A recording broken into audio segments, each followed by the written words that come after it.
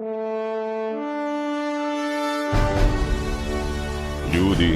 nije sve izgubljeno. Kako su se naši borili u ona vremena, borit ćemo se mi u ova.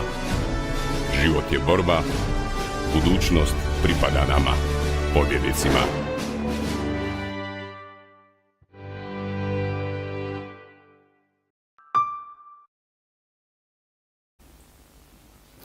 Dragi prijatelji, moj današnji gost je Velimir Ponoš, novinar portala Logično.com. Gospodine Ponoš, dobar dan i dobrodošli. Hvala na pozivu, dobar dan i vama i vašim gledateljima. Evo, bili ste tu prije nekoliko mjeseci, bio vrlo zanimljiv razgovor, dosta ljudi traže da vas ponovno pozovemo, pa pretpostavljam da ćemo moći nastaviti zapravo temu koju smo započeli prošli puta. Da, hvala svim ljudima na lijepim komentarima, ali spomenuo bih samo jednu stvar koja se meni događa u životu, pa mislim da je karakteristična i za ljudsku vrstu, a to mi je jedan mehanizam očekivanja, jer kad dođete prvi put i napravite nešto što je ljudima ok, simpatično, zanimljivo i dobro, onda drugi put očekuju isto to. Očekuju da će biti čak i bolje nego prvi put, ali onda tako ljudska psiha funkcionira, a tako nažalost i moja, jer se samo lovim često u taj trik, onda povuku paralelu sa prvim i onda obično kažu, ono prvi put je bilo bolje, ovo sad više ništa ne valja, neće ga više ni pratiti ni gledat, pa to se događa recimo i sa filmovima gdje je uvijek prvi nastavak najbolji, a drugi svi su loši, pa bi jer i sam padam na taj trik vrlo često, pa je zapravo najbolje gledati svaki intervju sam za sebe. Da. Dobro, ajde, vidjet ćemo sad kako će biti, ali dozvolite prije nego što krenemo s razgovorom, moram jednu kratku objavu reći našim gledateljima. Evo, dragi prijatelji, prije 4 mjeseca smo, kao što znate, objavili ovu knjigu Protokoli velikosrpske ideologije. Jučer smo dobili jedan dopis iz kojeg je vidljivo da se neki krugovi u Hrvatskoj, po svemu sudeći, taj takozvani velikosrpski ili pročetnički ili kakav već lobi u Hrvatskoj se pokrenuo sa namjerom da nam zakomplicira priču vezanu s tu knjigu, zabrani, zapljen ili što god. Što će se točno dogoditi, ne znam, ali evo koristim ovu priliku da vam kažem o čemu se radi. Za sada neću govoriti točno dok se ne dogode konkretni koraci, ali evo, ovo je bila i moja poruka njima da ćemo svakako, ukoliko krenu sa takvim mjerama, i mi poduzeti sve mjere koje su nama na raspolaganju, pa i onda prema tim njihovim ekspoziturama u Hrvatskoj. No dobro, evo, to je to.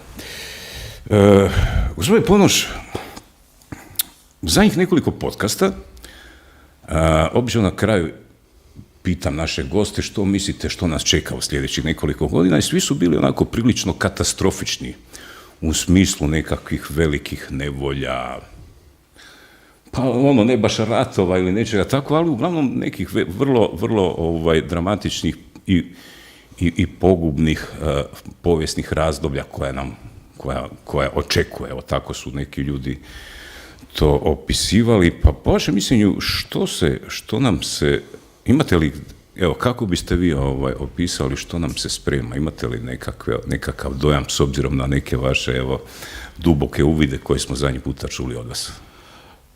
Ja ne bi bio tako katastrofičan kao kolege koji su gostovali prije i kolegice, zbog toga što mislim da se događaju dva simultana procesa. Jedan je raspad današnje civilizacije, koja ja mislim da se već raspala. Ona više uopće ne postoji. Kasnije mogu objasniti zašto mislim da ona više uopće ne postoji. I to je dobro. Dobro je. Civilizacije inače propadaju, ova civilizacija je došla do svog kraja i dobro je da se staro odijelo baci. Ono više ničem ne koristi, ne vodi dobrom. Sve ono što je prethodilo tome je očito bilo pogrešno i dobro je da se civilizacija raspadne. Tako da me to uopće ne brine i mislim da je druga stvar koja se događa i koju primjećujem direktno, a osobito primjećujem osobito u Hrvatskoj i na balkanskim dijelovima, a to je buđenje duhovnosti i to znatno. Znatno, ja jako dobro pratim scenu gotovo u cijelom svijetu, ali osobito na ovim prostorima, i ja vidim puno više ljudi koji su, neovisno o tome jesu li se opredijelili za bilo koji oblik vjere ili religije, krenuli putem duhovnosti. I to je jako veseli, jer sve što se događalo od postanka svijeta na ovamo, u toj borbi dobra i zla, je bila ideja zla da nas drži u materialističkom svijetu. kad nas drži u materialističkom svijetu, nas je vrlo lako probiti, ali čovjek nije samo materialističko biće, to je čista prevara. Mi smo prije svega duhovna bića i mene veseli buđenje duhovnosti, tako da ja nisam optimist. Nije lako proći taj put do duhovnog bića, ali on oslobađa. Kažete, civilizacija se raspada, dolazi do svog kraja. Ona je već došla do svog kraja, mi smo se raspali. Zašto? Pojasnite malo, rekli ste kasnije, ćete objasniti odmah. Mogu vam odmah, evo vam recimo jedan plastičan primjer zašto ova civilizacija više uopće ne postoji, zašto je ona već umrla. Nas dvojica sad sjedimo ovdje. I sad gledajte, recimo, kada bi ja ustao sa svoje stolice i kad bi došao do vas i kad bi na vaše lice ja stavio masku, silom, prisilio bi vas da na lice nabijem masku. Vi bi tada zvali policiju, policija bi protiv mene podnijela kaznenu prijavu i ja bi zbog toga kazneno odgovarao. Jer sam ja počinitelj koji je nad vama počinio zločin, prisilu. Gušio sam vas maskom, doslovno, ne protiv vaše volje. Ali kada država na vaše lice na isti takav način prisilom nabije masku, vi se protiv toga uopće ne možete braniti. Ne samo što se vi ne možete braniti, nego vi ako se branite, ako nećete nositi masku, onda će vas država kazniti.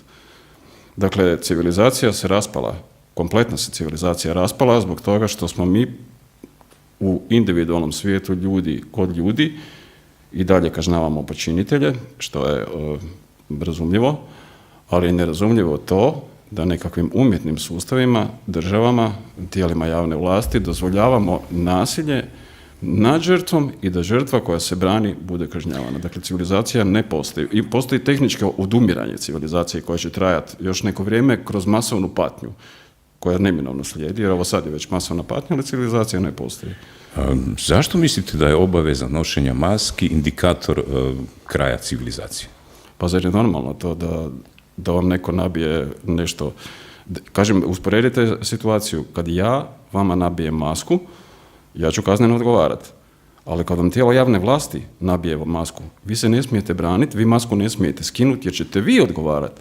Dakle, to je potpuno suludo. Mi se nalazimo u jednom vremenu koje je potpuno iracionalno.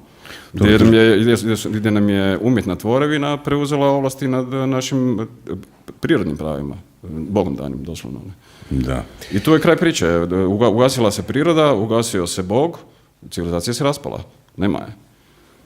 Država kaže da je to zbog općeg dobra. Ako je zbog općeg dobra, onda možemo jednim drugima nabijati maske. Dakle, očito vidite, ono što je dozvoljeno Jupiteru nije dozvoljeno Volu. I tako su se raspale sve civilizacije. Sve civilizacije su se raspale iz istih razloga. To su oholost, poklepa, volja za kontrolom i volja za moći. Tako se raspale naša. Ona je već gotova, ovo su samo tehnički ostaci, tako da se ne treba, nama je teško prihvatiti da se to događa u našem životnom vijeku i da se to događa u našem vremenu, ali to je nešto što se u povijesti čovječanstva već događalo i Bogu hvala nekoga. Ne.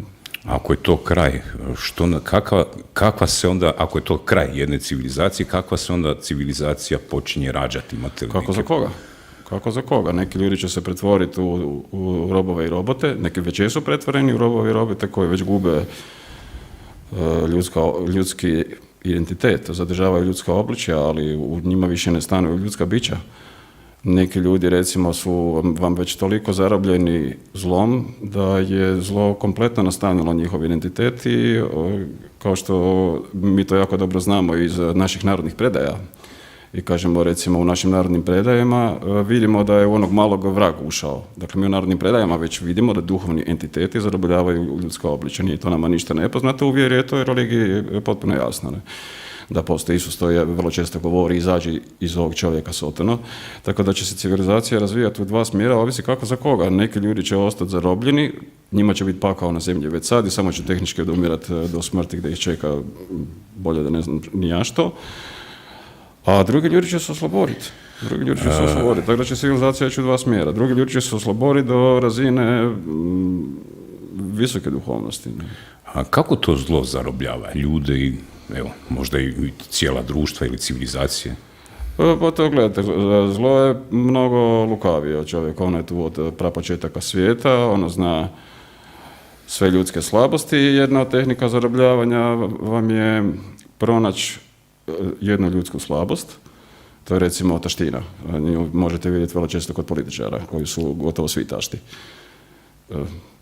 praktički bez iznimke, jer čovjek koji ulazi u politiku, ako ne ulazi iz neke ideologije, kao što je ušao recimo Vlado Gotovac, ali nakon njega se teško mogu sjetiti nekog da je ušao baš iz neke ideologije, ostalo su sve više manje prilično tašte ljudi, pronađe rupu u karakteru i kroz tu rupu drila, tu rupu širi ljudsku slabost dok kompletno čovjeka ne zarobi. Tako on se recimo Juda Iskariotski, čovjek se postupno zarobljava zlim, na kraju postane potpuno zarobljen zlom. Kako izgleda čovjek koji je zarobljen zlom? Kako ga se može prepoznati? Vrlo teško je to prepoznati, prepoznat ćete ga po njihovim djelima. Izvana izgleda jednako kao što izgledamo mi. Dakle, to su duhovni entiteti nastanjeni u ljudskom obličju. Dakle, on izgleda jednako kao i ja.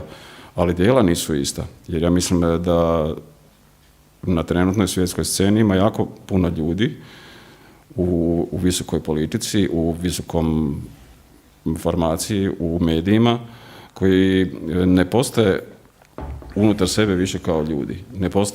U njima više nema duha, nema duše, to je sve zarobljeno kompletno, u njima samo postoji zlo.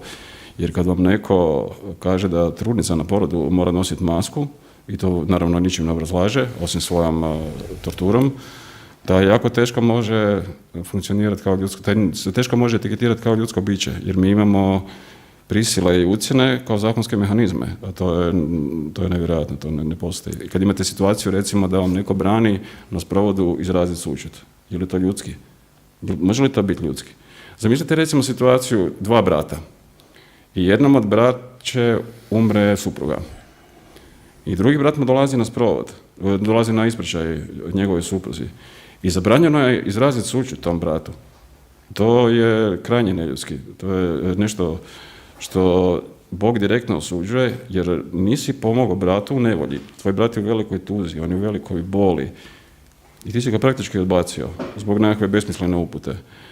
Tako da mislim da ima već sad jako puno ljudi. Inače u kontaktima sa ljudima, a ja svakodnevno komuniciram sa jako puno ljudi jer sam aktivan na ovom polju stvarno od samog početka, kao jedan od pionira, mi se jako puno ljudi obraća i kaže da vidi da je na svijetu puno zla i da ima jako puno zlih ljudi. Jesu li ti ljudi kojima vlada zlo svjesni toga da njima vlada zlo i kako se to, da li oni osjećaju se nekako, kako se oni osjećaju, da li možda se osjećaju drugčije, možda se osjećaju da su se nekad ranije drugačije osjećali, pa sada drugačije, pa to možda objašnjavaju nekim drugim objašnjenjima. Što se to događa u čovjeku kojim je u nekima od njih se još uvijek vodi borba, oni koji još nisu skroz zarobljeni, ali oni koji su skroz zarobljeni, oni su gotovi, oni su već sad osjećaju jedan oblik pakla na zemlji. To su ljudi kojima više nema milosrđa, nema više empatije, nema više svih onih plemenitih karakteristika koje čovjeka čine ljudskim bićem. Oni ne postoje, doslovno više ne postoje. Oni hodaju zemljom, ali tu su u službi zlog, izvršavaju ono što zlo želi i što im zlo naređuje. Ali postoji, u svakom od nas inače postoji borba dobra i zla. I u meni isto tako, to uopće nema dvojbe. I ona je neizvjesna kako će završiti. Ja ne znam kako ću završiti. Ja ću možda isto završiti zarobljen. To ne može niko garantirati kako će biti. Što kaže Sveti Pavao, dobar sam bio, vjeru sačuvao, utrku završio. Kako ću ja utrku završiti? Potom, ne znam. Ne bi se htio unaprijed projecirati niti hvaliti. A u ovim ljudima u kojima postoji borba dobra i zla, ja ih vidim u hrvatskoj politici da ih ima.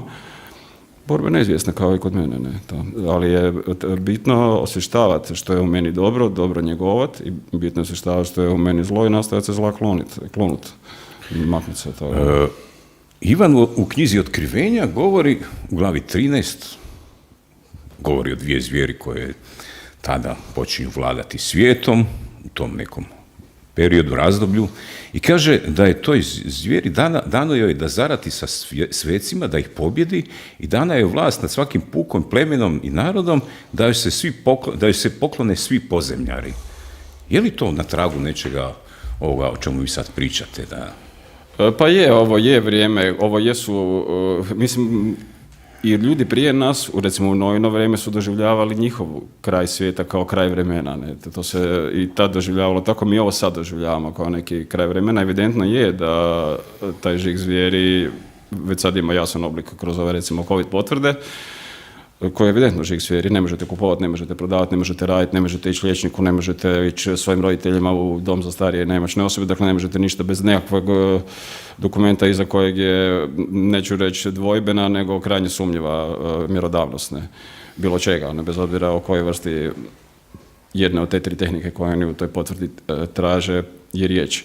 Ali vam u Ivanovom otkrivenju vam je, ne možemo ga čitati samostalno. Dakle, cijelu Bibliju ne možemo čitati jedan redak, uzeti sad iz njega i izvažiti nekakve konačne zaključke. U Ivanovom otkrivenju vam su stvari bitno dublje. One su spojene na knjigu Postanka. Dakle, knjiga Postanka i knjiga Otkrivenja vam se direktno spajaju. I kroz cijelu Bibliju imate cijelo vrijeme istu nišu. I sad gledajte recimo kako vam se te 2 knjige spajaju. Dakle, kad govorimo o tim zvijerima i o čemu se sve radi. Dakle, u knjizi Postanka vam se u tom rajskom vrtu, kojim sve funkcionira kako treba, vam se pojavlja duhovni entitet u obliku zmije. Jer duhovni entitet mora imati neko materijalno obličje da bi mogao kanalizirati ono što on želi. Dakle, duhovni entitet se pokazuje u obliku zmije. I tada ide ova priča dalje prema Adam i Evu i drvu spoznaje i tako dalje, ali vam je jako važna stvar zašto zmija. Znači, gledajte kako će se sve spojiti u cjelinu, jer u Bibliji se sve spaja u cjelinu. Ne samo u Bibliji, nego u cijelom životu. Ne samo što je ta zmija sama po sebi jedna životinja koja je jako lukava i sve to skupa, nego vam je važan oblik. Oblik je jako važan.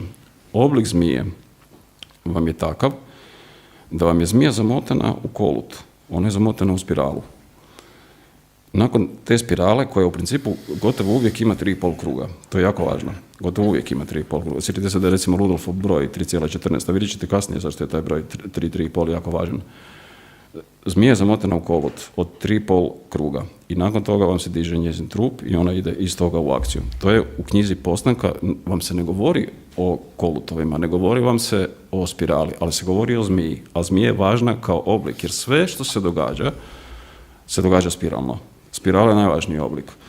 U knjizi Otkrivenja vam stoji, baš u ovom dijelu koji ste vizitirali u 13. poglavlju, vam stoji ovako, da zemljom vlada zmaj koji će se maknuti i da će prvenstvo zvijeri koja će vladati 42 mjeseca. Nakon te zvijeri koja će vladati 42 mjeseca će se uzdići nova zvijer. Sad pazite kako je to direktno spojeno sa knjigom Postanka. 42 mjeseca su 3,5 godine. 3,5 godine su 3,5 kruga. Znači imamo potpuno istu spiralu koju imamo u knjizi Postanka. Znači moramo stvari početi povezivati. Čitati jednu rečenicu iz Biblije i onda je tumačiti kao nešto svevremeno nije dovoljno. Ne? Dakle, opet tu direktno govorimo o 42 mjeseca i to je direktni 3,5 kruga, 3,5 godine je asocijacija na spiralu, odnosno na onu zmiju iz knjige Postanka i na taj vrat koji se diže. Dajte mi recite koji je simbol liječništva? Koji je simbol medicine? Zmija, jel? Koji je simbol Svjetske zdravstvene organizacije? Dobro. Zmija sa 3,5 kruga na Asklepijevom štapu. To je šok za mnoge, ali to je tako. Dobro, šta? Pa nije medicina... Ja mislim da ta 3,5 kruga nisu slučajna i da nije slučajna zmija. Ali medicinu povezivati sa Sotonom, ili sam ja krivo razumio? Zašto ne? Ne medicinu, nego alopatsku medicinu u današnjoj naravi. Pogotovo ovo danas što se događa, to nema veze s medicinom. Ovo je antimedicina, jasno. Dakle, uzeo se simbol, namjerno se uzeo simbol. Zmije 3,5 kruga. Uzeo se simbol koji u Bibliji ima jasno značenje zvijeri, samog zla. Tako da se stvari ne događaju slučajno, u jezik simbola radi svoje i spirala je jako važna, ali spirala vam je element koji ima, kako može dobro gurat prema zlu, tako može i zlo gurat prema dobru. Da se stvari odvijaju spiralno vam govori i to da mi ne živimo u nekoj trokutastoj ili piramidalnoj galaksiji, nego živimo u spiralnoj galaksiji. Ali važno vam je i to, dakle, zašto opet sve se događa spiralno? Recimo u knjizi proroka Jone vam je isto spirala, jer vam je Jona zatvoren u utrobi kita 3 dana i 3 noći. Dakle, 3 puna kruga. Nakon ta 3 puna kruga izlazi van u Ninivu, u grad koji je do tada zarobljen zlom I ta Niniva i oninim djelovanjem, to je taj vrat koji je izašao van, doživljava pokajanje. U Matejevom evanđelju vam stoji, recimo, kao što je Jona bio 3 dana u kitovoj utrobi, tako će i 3 dana i 3 noći u kitovoj utrobi, tako će i sin čovječi 3 dana i 3 noći biti u srcu zemlje. Dakle, ista slika Isusa, Isusovog uskrsnuća 3 dana. U Markovo evanđelju vam isto govori da će Isus nakon 3 dana uskrsnuti. Dakle, cijelo vrijeme vidimo spiralu i cijelo vrijeme vidimo taj 3,5 krug. Tako da ja mislim da se ništa ne događa slučajno, a spirala inače je jako važna jer ona daje čovjeku moć, za razliku od recimo drugih oblika koji nam se pokazuju kao recimo piramida, koja je simbol nemoći, a nemoći. Ona nije simbol duhovnosti, nego duhovne oholosti. Za razliku od spirale koja čovjeku daje moć, kao što je dala proroku Joni, kao što je dala Isusu, pa se od smrti pretvorio život, vječni život, i od grijeha se pretvorilo dobro. Ne? Tako da i đavo koji kopira Boga, imitira Boga, je iskopirao i to. To je potpuno evidentno, ne samo kroz jezik simbola, o kojem je recimo jako dobro govorio Jung, švicarski psihoanalitičar, psihijatar, koji ima neke genijalne rečenice, a jedna je najveći neprijatelj čovjeku je on sam sebi. I to je zaista tako. Mi moramo počistiti nered u vlastitoj glavi. Ja. Prije dosta vremena bio tu jedan svećenik sa Katoličkog bogoslovnog fakulteta koji baš predaje to otkrivenje, pa je ostalo rekao da knjiga Otkrivenja je zapravo pisana ne samo za onaj zadnji naraštaj, nego da svaki naraštaj u jednom dijelu ili omjeru doživljava i proživljava ono što je upisano, ali isto tako i svaki čovjek kao pojedinac u svom životu doživljava i proživljava na neki način ovo što je tu opisano u tim nekim ciklusima. Sad, ako je tome tako, ako dakle, evo ta glava 13 je recimo vrhunac djelovanja zla, recimo, koja opisuje, nakon toga dolazi do spektakularnog obrata, dobro pobjeđuje i tako dalje. Dakle,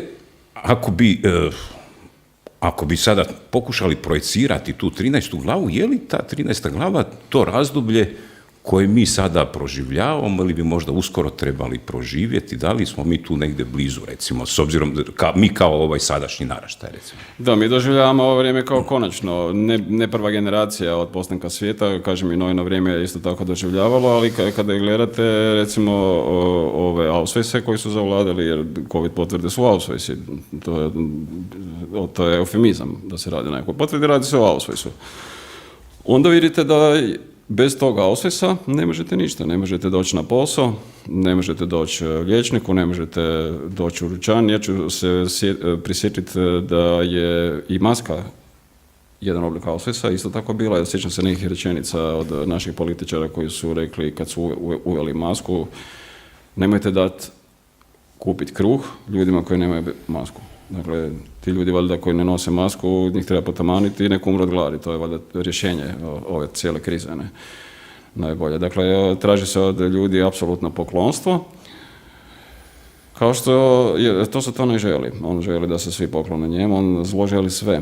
On je sklopilo ugovor sa određenim ljudskim entitetima, kao što je recimo Faust i Mefisto, slična priča. I ti ljudski entiteti misle da će biti sačuvani, ali neće biti sačuvani, jer zlo je laž, zlo je otac laži, kao što sad, mislim, pazite, zlo vam pošteno laže. On kaže političarima, prevarit ćemo cijeli narod. I političari na to pristanu. Nakon toga zlo prevali političare i kaže, pa znaš, ja sam ti rekao da sam ja lažljivac jer smo se dogovorili da ćemo prevariti cijeli narod, tako ću ja sada prevariti tebe. Tako da je iluzija svih ovih ljudi koji su sad na nekakvim rukovodećim položajima da će oni biti sačuvani. Neće biti sačuvani. Niko od njih neće biti sačuvan. Jednostavno, ako si sklopio taj ugovor, teško ćeš iz toga van. Osim milošću i svojim vlastnim prevraćenjem. Ne? Druge nema. Ne? Kako bi taj rasplet mogao izgledati? Ako je to sada da ulaziš u neki zenit civilizacije, onda ako krene dakle nekakvo strmoglavljivanje ili neki drugi oblik raspada, kako bi to?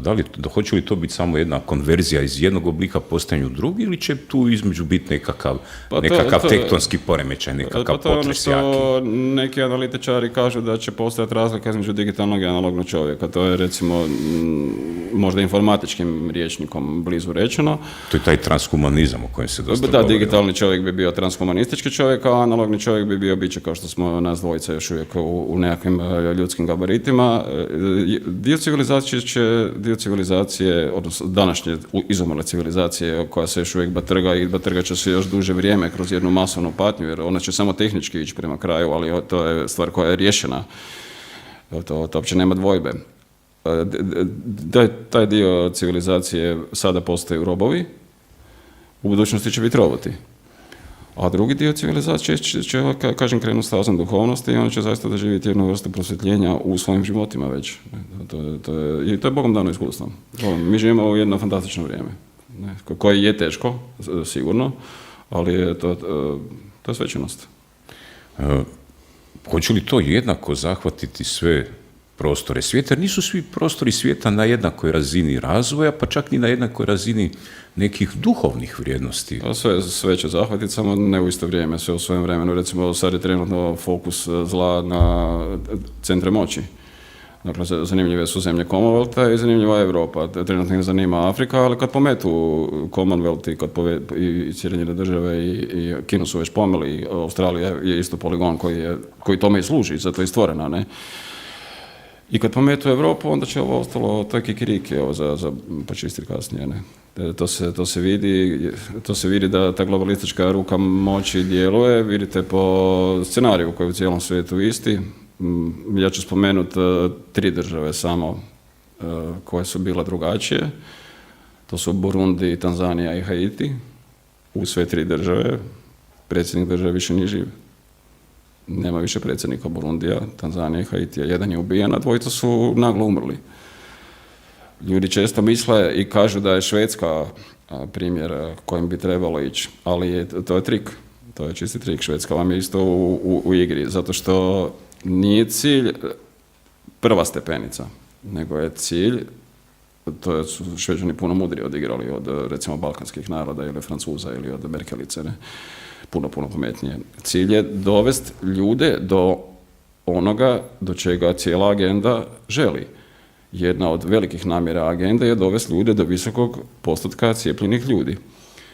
Da sada Šveđani imaju 85% čak, ja mislim, cijepljenih ljudi, općenito skandinavske zemlje imaju jako puno i Danska isto i oni su do tog dakle, oni su do cilja došli puno pametnije, a došli su tako što su sa narodom gradili povjerenje. I kad vi sa nekim gradite most povjerenja, onda će vam neko početi vjerovati, čak i onda kad vam ne bi trebao vjerovati, možda ne. I jednostavno su ljude doveli do cilja mekano.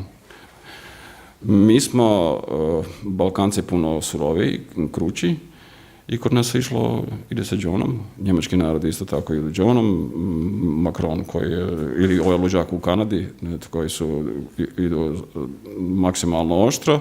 To pokazuje da su kao ljudi prenagli i previše željni brze moći. Dakle, nemaju živaca, nemaju strpljenja. Trebali su malo, oni bi recimo ovaj Trudeau u Kanadi ili Macron, on bi došao do punog boljeg rezultata da je išao jednakim putem kao što su išli Šveđani, da je gradio most povjerenja. Ovako kad idete na nekoga Johnom, to vam je ono jedina silo. Pa neću jesti, čak i da sam gladan, neću jesti na silu.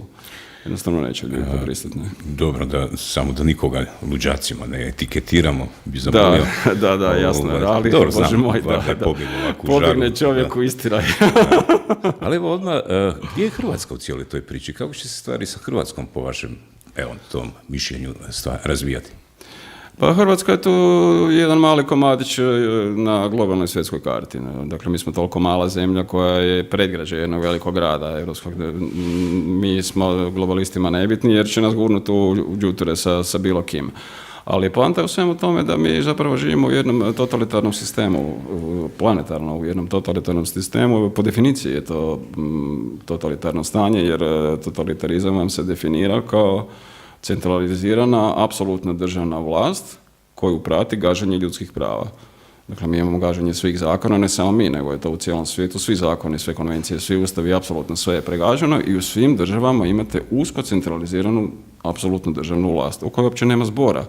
To se događa i kod nas, to se događa u cijelom svijetu. Dakle, u cijelom svijetu vam vlada jedno totalitarno stanje, ali važno vam je prepoznati to da totalitarno stanje nije stanje ljudske prirode, zato što je totalitarno stanje potpune kontrole.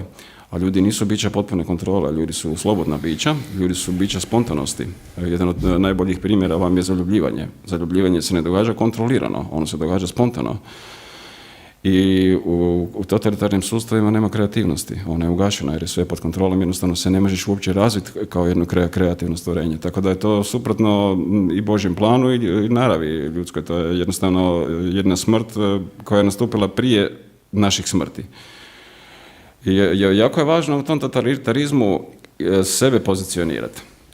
Osvijestiti šta se događa, jer u tom se događaju dvije skupine. Jedna su ljudi koji su na vlasti, koji donose takve odluke, koji se reflektiraju na cijeli narod i ti ljudi su zapravo, obje skupine su patološki obuhvaćene. Ti ljudi se počinju ponašati kao mali bogovi. Oni misle da su nedodirljivi. Za njih pravila ne vrijede, za sve ostale druge vrijede, oni kreiraju pravila za sve, ta pravila za njih ne vrijede i oni se osjećaju kao mali bogovi, što je jedan oblik patologije. Jasno, čovjek nije bog, ne.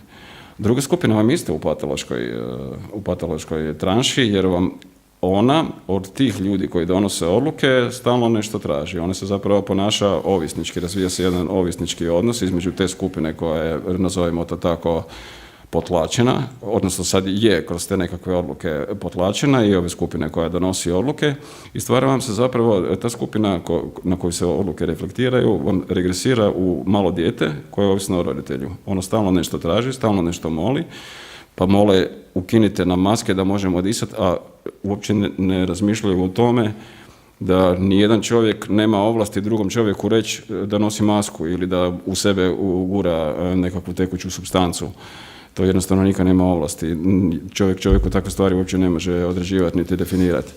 I događa vam se to da ta skupina koja je velika, cijeli narod, zapravo stalno nešto traži, stalno nešto moli. Ja gledam recimo proteste u Francuskoj koji su psihološki katastrofalno pripremljeni ili u cijelom svijetu gdje su vam sve poruke Macron odlazi.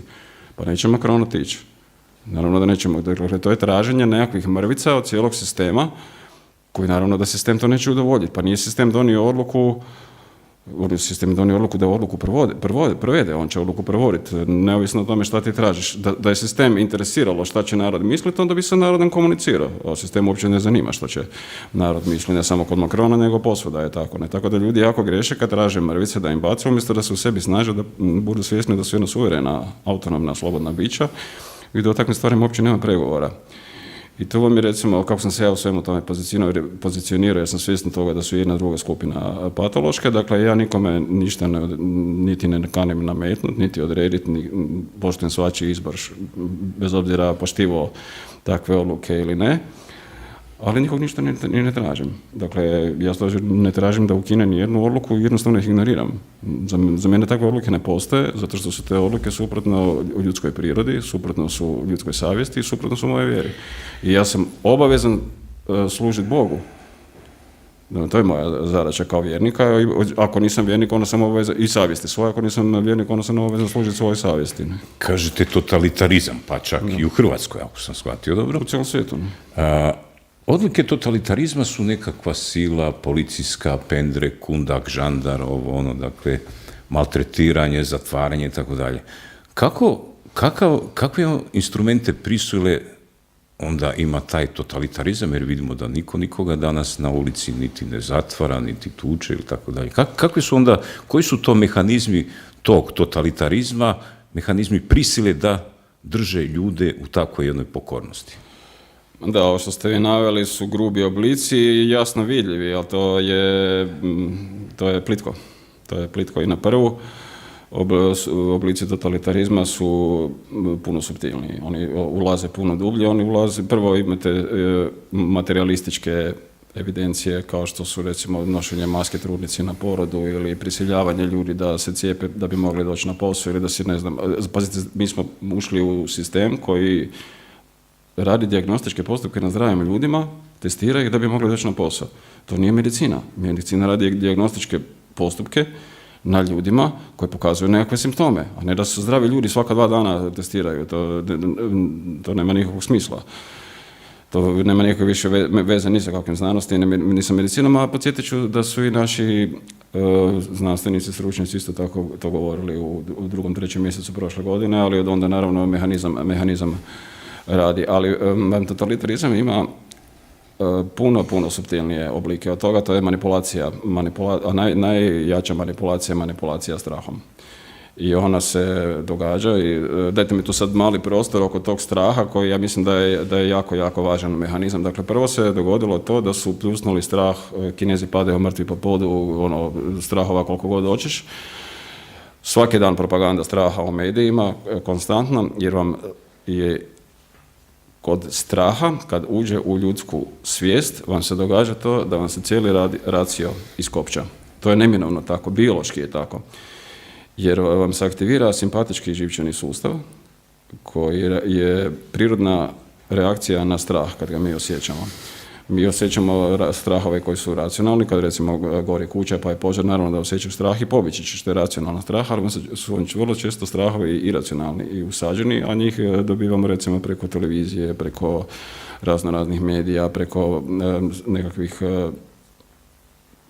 odluka, propagande, bilo čega. I ti strahovi zapravo nisu primarni, neće ti se ništa dogoditi, neće kuća izgoriti ako sad ne reagiraš.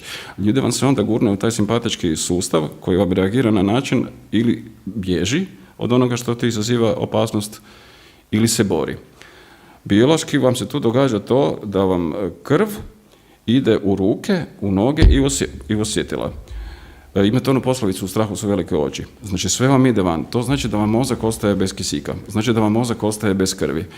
I događa vam se to je neminovno tako, onda vam je biološki isključena vam je svijest. I jedna od najvažnijih stvari u manipulaciji strahom je to da se ljude onemogući da donose jasne, svjesne i racionalne odluke. To se inače događa kod svih negativnih emocija. Recimo kad je čovjek u stanju ljutnje ili srdžbe, isto tako ne može donijeti nekakvu trezvenu odluku jer je previše ljut, a u strahu je to nemoguće.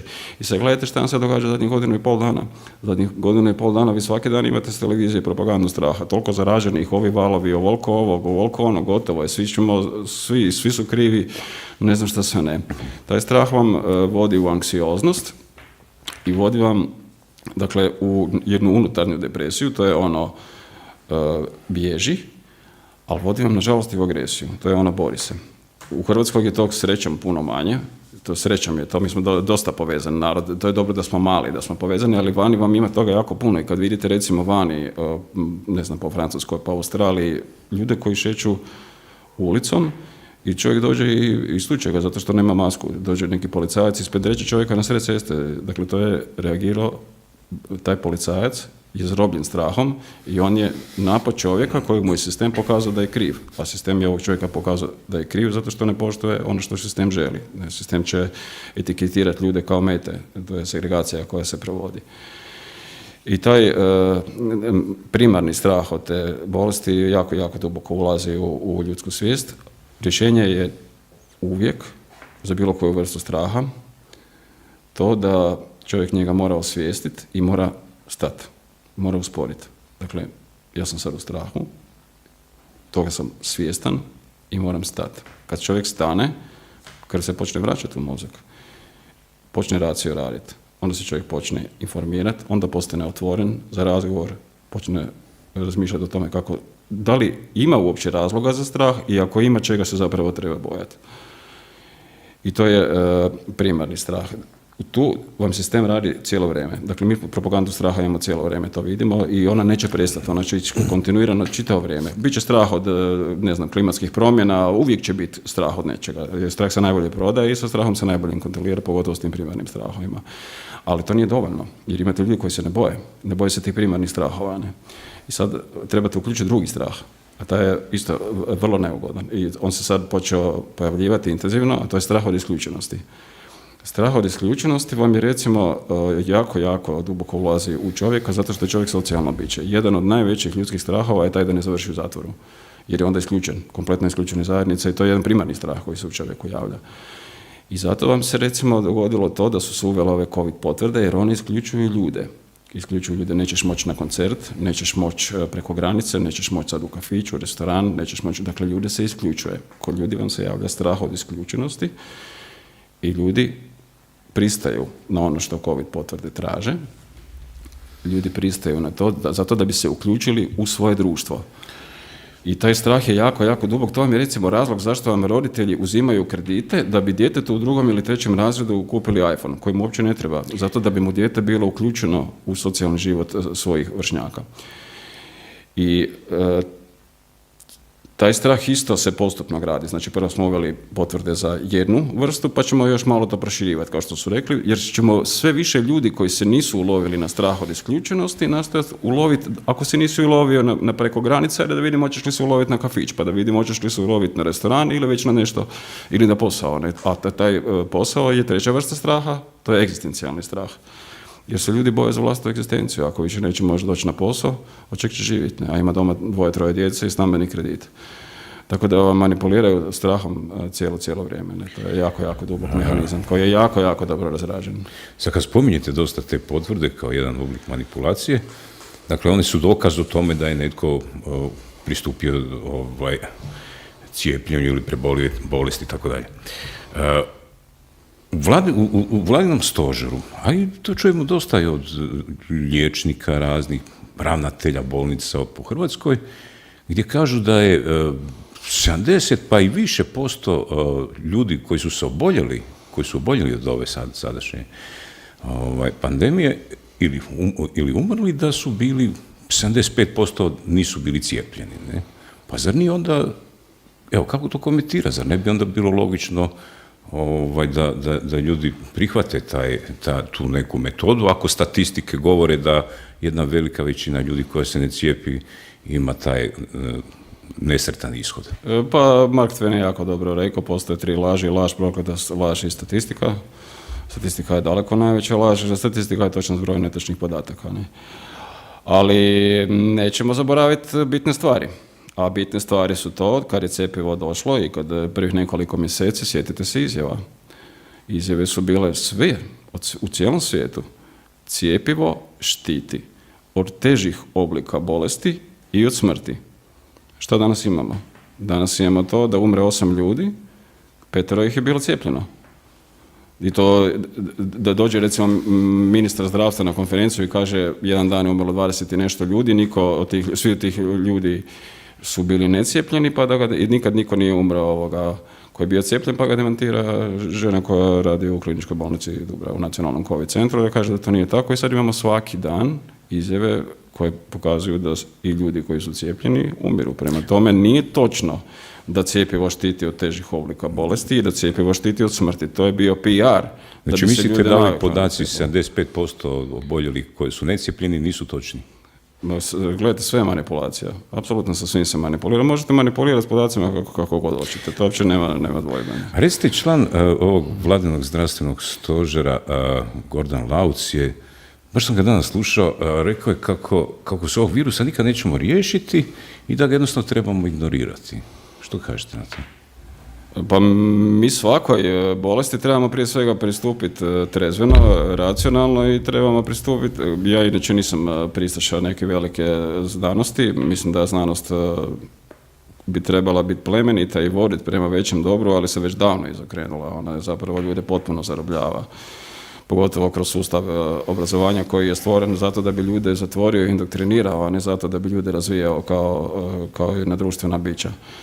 To se jako vidi baš kod liječnika, koji su u ovoj priči jako izgubili ne samo sjećanje na svoju zakletvu koju su položili kao liječnici, nego su izgubili sva načela etike. Mnogo ih je to učinilo, nažalost ima, hvala Bogu, časnih izuzetaka. Ja ih i puno poznam direktno, osobno i drago mi je zbog toga da su stvarno sačuvali svoje ljudsko i profesionalno ljudsko liječničko dostojanstvo. A svakoj bolest nije ništa nova, bolest je prirodno stanje. Dakle, zar je moguće da čovjek misli da se više nikad neće ljudska vrsta razboliti? Takva ideja je suluda, ne? To nema nikakve veze sa prirodom, ni sa mozgom. Ne? Prema tome, svakoj bolesti koja god se pojavila, bila nova ili stara, treba prići trezveno. Ovdje imamo, hvala Bogu, alate, imamo metode liječenja prije svega u prirodi, a puno manje u farmaciji, ali samo se zato događa to da je sve prirodno postalo zabranjeno i da cijela priroda je postala teorija zavjere, a postoji nam samo nekakva alopatska medicina. Ne? To je žalostno. To je žalostno na što smo se mi sveli kao vrsta. Ne? Zato kažem da smo mi kao civilizacija propali kompletno već sad. Što mislite, kako će se razvijati cijela ta priča sa pandemijom? Pa gledaj, kažem, to vam je... Ona je ovdje kao nešto što vodi tom velikom resetu, što najavljuje taj Schwab i taj cijeli gospodarski forum, ona je došla ovdje da bi promijenila sve, cijelo ljudsko društvo, sve ljudske odnose, da bi promijenila cijelu ljudsku vrstu i pretvorila nas u, kao što kaže Schwab, sekundarnu sirovinu ekonomskih proizvoda. Jer zadaća čovjeka budućnosti je taj da služi eliti. Dokle budeš služio, a dokle ne budeš, ideš van. Dakle, cijela pandemija je tu samo zbog toga. Ono što vidite da je jako važno tom manipulatoru koji iza svega tog stoji, velikom mozgu, velikom manipulatoru, je to da on izbjegava činjenice. On ne želi raspravu, ne želi susret činjenica, sve se cenzurira, jer kad bi se suočili sa činjenicama, onda ne samo što bi to bio, tad bi to bila jedna stvarna znanstvena rasprava, nego bi pustili ljude u racio, a cilj nije istina. Cilj manipulatora nije istina, cilj je kontrola. Dakle, činjenice ne dolaze u obzir. Zato imate fact checkere koji kao fol provjeravaju činjenice, a ne provjeravaju činjenice, nego brišu činjenice, a plasiraju ono što paše trenutnom narativu. Zato imate situaciju da na Hrvatskoj televiziji je direktno prekršen zakon o Hrvatskoj televiziji, jer Hrvatska televizija mora biti otvorena za sva mišljenja, mora biti otvorena za raspravu. Mi nijednom nismo imali nikakvu raspravu, mi imamo samo jedan PR papagajski koji stalno ponavlja jedno te isto, a svi ljudi koji propitkuju su odmah u startu etiketirani najgorim mogućim uvredama, ne znam, antivakseri, ravnozemljaši, teoretičari zavjere, ne znam što sve ne. Krivci za sve, oni su krivi za sve. I to isto rade i svi mainstream mediji, jer su svi mainstream mediji kontrolirani. Ne? U svemu ovom je ljudima zapravo, nažalost su ljudi isto ovisni. Ovisni su o tim mainstream medijima i to je jedan mehanizam ovisnosti koji se stvara jako dugo. Recimo, jedan od mehanizama ovisnosti su vam ove sapunice koje ljude navuku, ili reklame, ili pop kultura koja je jeftina, pa ljude, reality show, to vam sve ljude navuče na te mainstream medije. I onda, naravno, kad nema ljudi šta raditi, onda gledaju vijesti na tim mainstream medijima koji su svako malo ubace i onda se unutra uvaljuje taj narativ koji ljudima odgovara. Mi smo kao ljudska vrsta zaboravili da naša zadaća nije istraživati likove iz sapunica. Naša zadaća je, što kažu stari Grci, upoznati samoga sebe. Naša zadaća je upoznati svoje ljudsko biće, u kontaktu sa cijelim živim svijetom oko sebe, dakle sa biljkama, životinjama, prirodnim pojavama, upoznati Boga na kraju krajeva, a ne da upoznamo, ne znam, Ideni Cruza iz Santa Barbare. Ne? Ali mi puno bolje poznajemo Ideni Cruza iz Santa Barbare nego što poznajemo sami sebe, jer od toga bježimo. Ali to je taj trik koji je to genijalno zlo u ljudima. Ne? Nije jedini trik, tih trikova ima jako, jako puno. Ne? To je... Da, je li to jedan oblik kontrole uma? Jer, evo, kad otvorimo novine ili portale, pa od recimo 10 udarnih vijesti, barem ih je 7, recimo, kako se kažu, bizarne, koje su zapravo potpuno nebitne za neki svakodnevni, za neko svakodnevno informiranje o tome kakve čizmice neka lijepa djevojka nosila na šetnju ulicom, do toga da neka od pjevačica ili glumaca je sad uhvaćen u nekakvom zagrljaju s nekim. Dakle, cijeli niz tih marginalnih vijesti zasipa nas svakodnevno na portalima, pa evo i dnevnike kad pogledamo, isto često puta one prave vijesti se tek nalaze u nekoj 20. ili 30. minuti, prije toga smo jedno 15-20 minuta bombardirani sa ponavljanjem jednih te istih priča, evo sad oko tih nekih pandemijskih stvari ili nekih sezonskih događaja. Je li to ta jedna kontrola uma, zapravo jedno ispiranje mozga koje se, ljude se usmjerava u neke marginalne stvari i na taj način kao da se događa jedna intelektualna atrofija kod ljudi? Da, to ste dobro targetirali, dobro ste pogodili. Sustav kontrole uma je postojeći već jako dugo vremena, zapravo od pamtivijeka. U medijima recimo imaju dvije zadaće. Jedna je plasirati onu informaciju koju vlasnik medija želi u javnost i na taj način stvoriti u javnosti željeni oblik ponašanja. To je primarna zadaća medija. Zato mediji pucaju stalno jedno te isto, da stvore jedan željeni oblik ponašanja. A druga zadaća medija vam je saznati informacije koje vlasnik medija nema. Recimo, ja ću vam reći na svom primjeru, lani kad smo radili u Zagrebu Festival Slobode su me zvali neki mediji, ali ja sam onako, recimo da imam dosta utakmica u nogama i znam i gdje ću ići i kako ću ići i što ću govoriti. No, tako da se ne dam se navući. Zvali su me zbog toga što nad nama koji smo radili festival nisu imali kontrolu. I onda su me zvali zato da Festival Slobode, jel? Da, prošlogodišnji recimo. Zvali su me zato da saznaju informacije koje nemaju. To je druga zadaća medija. Oni će u svoje studije pozvati ljude koji im ne odgovaraju samo onda kada od njih žele dobiti informaciju koju u tom trenutku vlasnik medija nema. To je jedini trenutak kad ih zovu, inače ih potpuno ignoriraju. To se vidi, jasno, ne? Što se tiče kontrole uma, postoji vam nešto što se zove ubijanje uma. To je takozvani menticid, to je riječ kovanica koja doslovno znači ubijanje uma. Ona vam se može najjednostavnije opisati kao psihologijski postupci upereni na određene skupine ljudi, u ovom trenutku je to upereno na cijelo čovječanstvo, koji imaju namjeru prisilne promjene mišljenja i životnih stajališta. I to se radi vrlo, vrlo ozbiljno. Dakle, recimo, ja ću vam spomenuti sad jednu agenciju u Londonu, zove se Institut Tavistock, koji je institut za ljudske odnose i bavi se isključivo modeliranjem ljudskog ponašanja. Dakle, u taj institut vam je, recimo, surađivao sa najvećim svjetskim korporacijama kako bi svjetske korporacije oprale glavu svojim zaposlenicima i oprale glavu svjetskim potrošačima. Surađujem sa svim obavještajnim agencijama u cijelom svijetu. I taj institut, recimo, je napravio strategiju razvoja globalne krize na psihološkom planu. I ona je danas prisutna. Ona ima 3 stupnja. Ja ću reći kako to izgleda. Dakle, kad se pojavila globalna... I vidjet ćete da se sve to pojavilo tijekom ove priče sada, koja traje već zadnjih godinu i pola. Dakle, kad se pojavi nekakva globalna kriza, onda vam je prvo što izlazi van su vam informacije koje su jako, jako površne i koje su jako konfuzne, zbunjujuće i obrične. Ta faza vam traje kompletno cijelo vrijeme. Evo, recimo, primjer vam je kad se pojavila cijela priča, navodno je bio neki Kinez koji je došao na plac i onda je na placu kupio šišmiša, pa je došao doma, pa je skuhao juhu.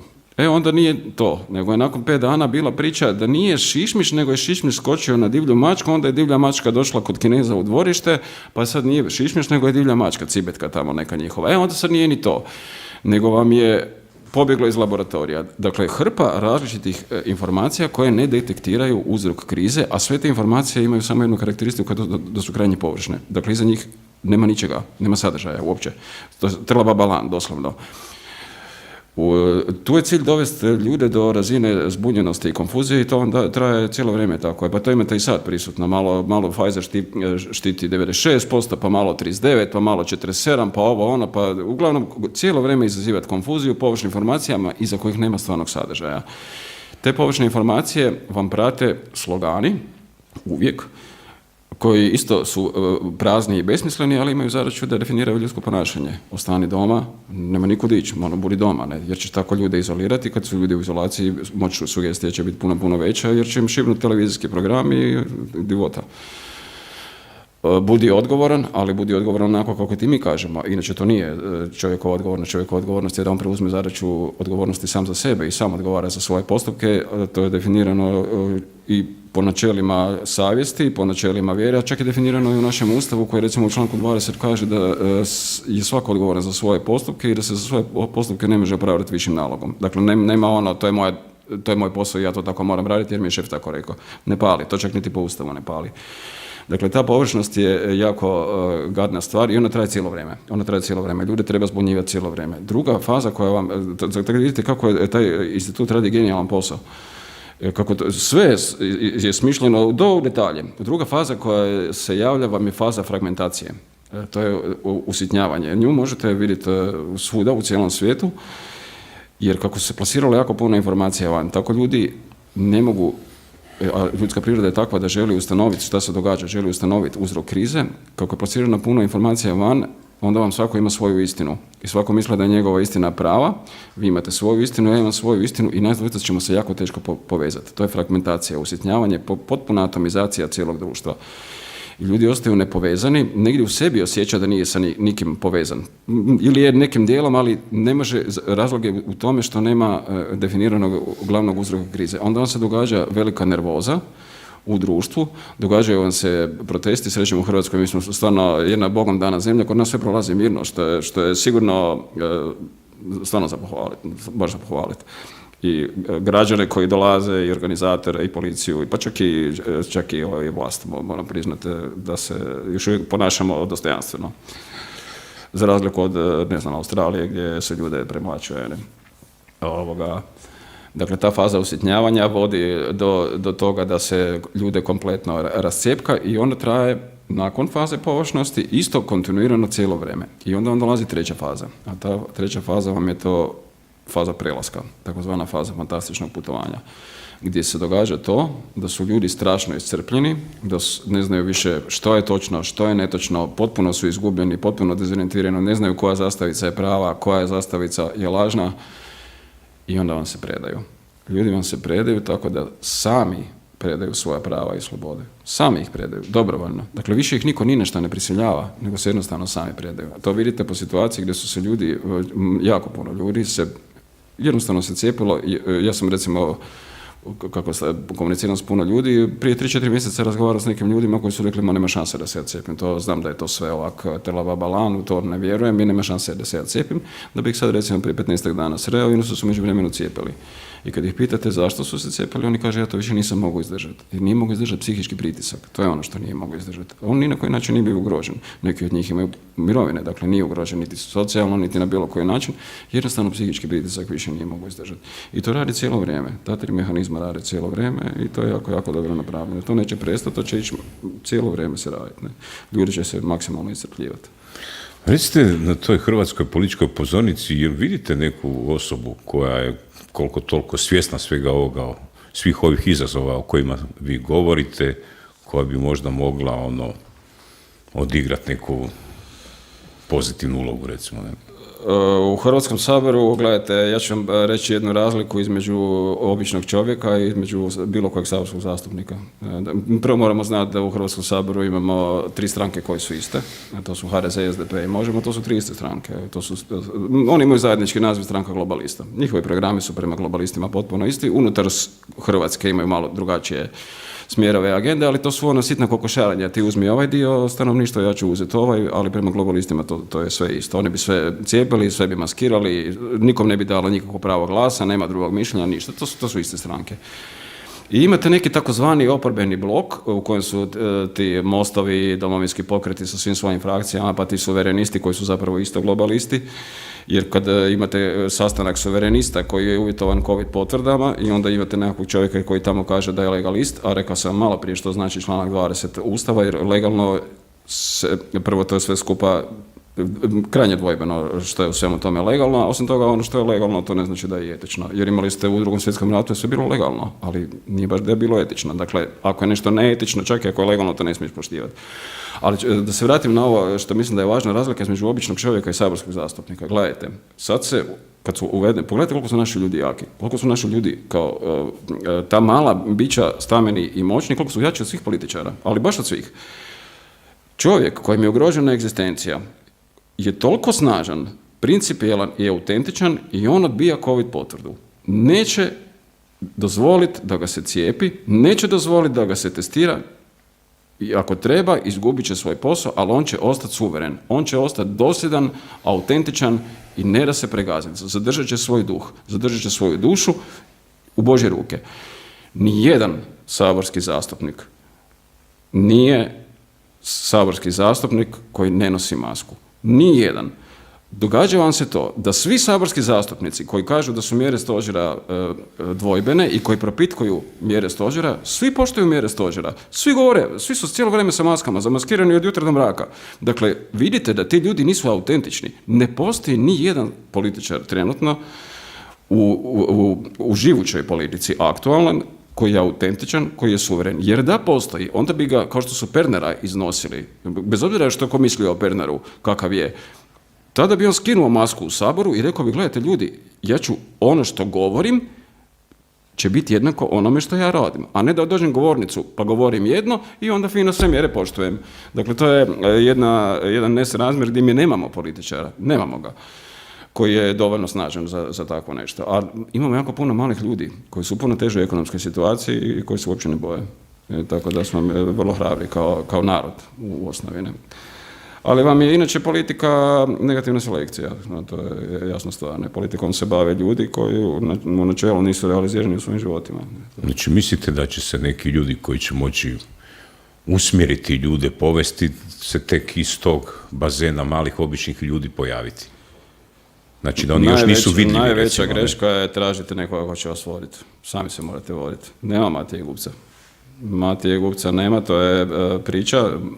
Možda nova, recimo. Ne.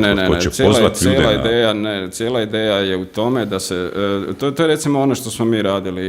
Inače, dakle, mi smo napravili lani jedan događaj koji je jedinstven na svijetu. Jona, zapravo, mislio sam na Jonu. Dakle, čovjek koji će upozoriti i skrenuti. Imamo ljude koji govore, ali važno je u svemu tome osvijestiti da je čovjek taj koji on sam za sebe donosi odluku. Neću ja nekoga govoriti, ja ne želim nikoga govoriti. Pa nisam ja taj koji će preuzeti odgovornost za nečiji tuđi život. To mora čovjek sam. Vratit ću se samo na te događaje lani koji mislim da je ključan, još uvijek nije došao do ljudske svijesti, a to je da smo mi poslali ljudima jasnu poruku da su oni ti koji su u svom životu subjekti. Oni su ti koji su u svom životu subjekti i oni se moraju tako prema sebi postaviti. Ja sam suveren u svom životu, a ne neko drugi. Dakle, ne može se čovjek dozvoliti to da ga kontrolira nekakvo drugo ljudsko biće i to na svim razinama, čak i u onim nekakvim prirodnim ljudskim pravima. I tu smo nastojali ljude osnažiti u njihovoj ljudskosti, u njihovoj svijesti, u njihovoj duhovnosti. A i druga stvar je koju smo napravili, što je bilo isto, napravili smo još dvije stvari koje su bile totalno novo na svjetskoj sceni. Nismo nikoga ništa tražili, dakle, nemam te šta tražiti, kako ću ja disati. Ne zanimaš me uopće. Ja dišem onako kako diše ljudsko biće, ponašam se u skladu sa svojom savjesti, koju ću pred Bogom odgovarati, a ne pred stožerom. Ne? Jer ja ću ispred savjesti u konačnici polagati pred Bogom, to je jasno. Ne? Neću ga polagati pred Božinovićem. Ne? Dakle, služite Bogu, a ne Božinoviću. Ne? To čovjek se mora opredijeliti. Na dve stolice ne ide. I još treća stvar koju mislim da je važna, koju smo napravili, a to je da smo, recimo, pogledajte koja je to velika razlika, 5.7. su bili izbori parlamentarni, ti parlamentarni izbori su završili velikim triumfom HDZ-a, to se mora priznati, očekivanim, jasno, jer su sve bilo na krilima PR-a koji je bio strašno jak. U izbornoj noći u stožeru HDZ-a, sjetite se glazbe koja se puštala. To je bio najgori mogući elektropop, tehno, neki, nešto du, svi tamo dižu ruke, skaču jedan po drugome, oni smiju to, drugi ljudi ne smiju. Mi smo u Zagrebu, na trgu Bana Jelačića, pustili nacionalnu himnu. Dakle, to je takva razlika. Oni su...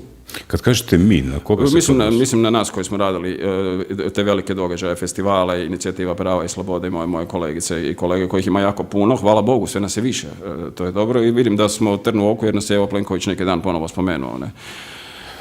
Što je dobro, ako smo zanimljivi, zašto da ne? Nije bitno što se priča, nek priča, ne, dapače. Dakle, pustili smo nacionalnu himnu na trgu Bana Jelačića, to se nikad nije dogodilo. U Hrvatskoj se nacionalna himna na trgu Bana Jelačića nikad nije pustila.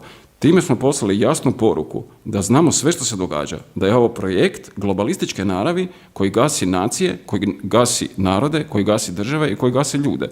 Dakle, sama himna, samo da smo došli i pustili himnu, sve smo rekli. Sve kužimo, sve znamo, ne damo na sebe. I ne bojimo se. Što god će biti sa nama, pa bit će što bude, nema straha. Znači, ako neće biti ljudi koji će povesti, znači će pretpostaviti da će se dogoditi jedno šire prosvjetljenje, neka viša razina spoznajnosti, svjesnosti ljudima. Sve stvari na duhovnoj razini se moraju ići iznutra, od samog čovjeka, 1 na 1. Ovo je doslovno borba između dobra i zla, 1 na 1. Tu nema, ja neću nikog govoriti, niti će bilo ko od nas nekog govoriti. To je iluzija, tog nema Matije Gubca. Zato vam je, kažem, ta piramida, to je takva varka. Jer gledajte šta se događa sa piramidom. Zamislite oblik piramide, trokutaste naravi. Dakle, uvijek se prikazuje kao da je nekakva elita gore, neki vođe su gore, nekakvih 1% je gore, a mi svi smo dole, nas 99%. To znači da smo mi zapravo uvijek niža bića u odnosu na vizualno, kad pogledate, a čovjek je vizualno biće i mentalni program je jako vizualne naravi, mi smo znači uvijek nemoćni, nesposobni i uvijek ovisimo o ovima gore. A u prirodi nije tako. Priroda nije takva. Mi smo svi ravnopravna bića, jednaka smo bića. I nikad ne možemo doći do njih. Tako da vam je ta piramida moći zapravo piramida nemoći kao program, kao mentalni program. Druga stvar vam je, recimo, baš kad spominjemo te piramide, moramo se sjećati da su prve piramide babilonske kule, jer tada ljudi su radili babilonsku kulu da bi došli do Boga, da bi došli u nebu, da bi malo vidjeli šta Bog radi. Dakle, piramida je tada rađena kao kroz duhovnu oholost. I naravno, Bog je ukinuo, dopustite mi da završim, jer je misao jako, jako važna, da ne pogubim tu niti, jer o tome se vrlo malo govori, a vrlo je važno. A vidjet ćete kako se sve povezuje. Dakle, Bog je zaustavio gradnju piramide i nakon toga su ljudi počeli govoriti različitim jezicima. Dakle, Bog je jasno pokazao da piramida koja vodi prema Bogu, prema nebu, nije njegov znak. To nema priče. Imate kod Egipta faraon koji gradi piramidu, je biće koje je postalo Bog. Faraona niko ne smije vidjeti, ali faraon smije sve vidjeti. Dakle, faraon se stavlja u figuru Boga. A ono što je još gore, što baš recimo vam se događa u obilježjima današnje masonerije, a to su vam doslovno babilonske kule, doslovno tako izgledaju. Znači, babilonska kula vam je bio zigurat koji je bio krnja piramida, gore nije bilo završeno, a masonerija vam ima isto zigurat i gore imate ono sve videće oko.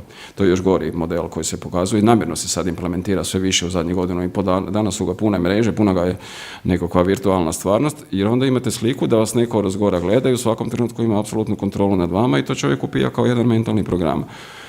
Ali vam je recimo zanimljivo to koliko je taj simbol prisutan u recimo gradu Zagrebu. Imate ga na 2 mjesta i to na 2 mjesta koja nisu slučajna. Jedno mjesto vam je Narodna banka Hrvatske koja vam izgleda ovako. Dakle, ovako vam je Svičiklasova ulica. Pa vam je tu Martićeva, odnosno tu vam je Račkoga i tu vam je Martićeva. I tu je Narodna banka presječena. Krnja piramida. Ispred te Narodne banke imate onu fontanu u obliku trokuta. I kad gledate Narodnu banku razgora, onda vidite masonski znak iz aviona, sve videće oko i dole krnju piramidu. To nije slučajno na Narodnoj banci Hrvatske, jer iza svih centralnih banaka stoji teška masonerija. Kao što je rekao guverner Vujčić nedavno kad je gostovao na jednoj emisiji mainstreamaškoj, novac se stvara iz ničega. Sad zamislite ko ima takvu moć da vama stvori novac iz ničega, da dođem ja kod vas i ukucate mi milijardi koliko god treba, doslovno iz ničega mi stvorite milijardi koliko god treba, a ja vama moram davati stvarnu vrijednost, zato što ste me vi ovako ukucali. Ko ima takvu moć? Ali sad kad govorite o piramidi kao toj organizaciji društva, ali za organizirani ljudski sustav nužna je hijerarhija. Dakle, da bi sustav funkcionirao bez hijerarhije, dakle bez piramide, se dobiva zapravo jedna vodoravna sinteza istih jedinki koja zapravo ne zna se tko šta radi onda. Ne. Dakle, još jednom vam govorim, oblike spirala, a ne piramida, spirala je živa dinamika, u njoj se sve događa. Imate iskon, Boga, što god želite, nekom je to Bog, nekom je to Big Bang, kako god, sve vam ide iz spirale. Spirala vam funkcionira puno kvalitetnije od piramide, a obuhvaća vam isto. Imate neki autoritet koji je u ovom slučaju Bog, koji lijepi na sebe dobro i uzima ga u sebe, pa ide drugi krug, pa ide treći krug i tako, ali on cijelo vrijeme u živoj dinamici. Piramida je jedan statičan oblik, ona je neživotna, ona je beživotna, ona je mrtva. Za razliku od spirale koja je u vječnom pokretu. Ne? Ali kažem, kako je zlo imitiralo Boga u svemu, tako ga imitiralo i u tome, jer zlo uvijek imitira Boga. Počeli smo razgovor sa komentiranjem tih nekih naših ranijih gostiju koji su imali tako neka pomalo katastrofična predviđanja. Vi ste rekli da ne očekujete tako nešto, ali ipak kažete da će se dogoditi da je ovo kraj civilizacije i da se mijenja u nešto drugo. Pa zar nije to zapravo jedna vrsta, kako bi rekli, katastrofične prognoze? Ili je ta promjena iz nečega što je sad, recimo, prosječno u nešto dobro, ili sada mi iz toga u što je idemo u nešto loše? Kako bi tu putanju koja slijedi opisali, prema gore ili prema dole? Ja ne mogu prognozirati što će biti u nekakvoj doglednoj budućnosti, ali svaki sustav mora proći svoju katarzu. Dakle, mora proći neko svoje raspadanje u konačnici. Ne? Što će, odmah nakon tog raspada što će slijediti, dakle, za mene je stvar jasna, ja ću svoju duhovnost sačuvati i mene u ovoj igri uopće ne sudjelujem. Mene čak ne zanima u kojem smjeru ide svijet, jer što Isus kaže, svijet ide svojim smjerom, ja idem svojim smjerom. Dakle, tu će doći do raslojavanja. Ne bi mi trebali ići na to što će globalno biti jednako, jer to se vodimo u jedan komunistički sistem razmišljanja, to nema smisla. Biće šareno. Neko će ići jednim putem, neko će ići drugim putem.